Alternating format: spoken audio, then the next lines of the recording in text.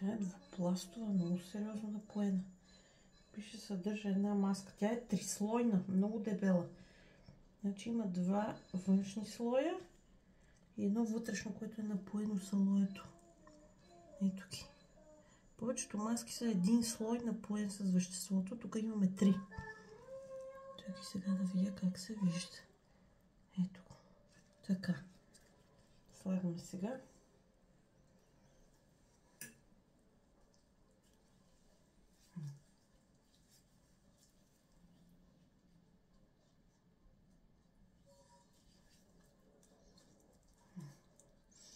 Тя е доста дебела, т.е. няма да залепне. Чак толкова ще трябва да...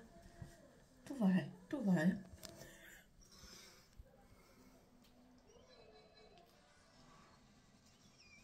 И след 10 минути ще ви покажа резултат.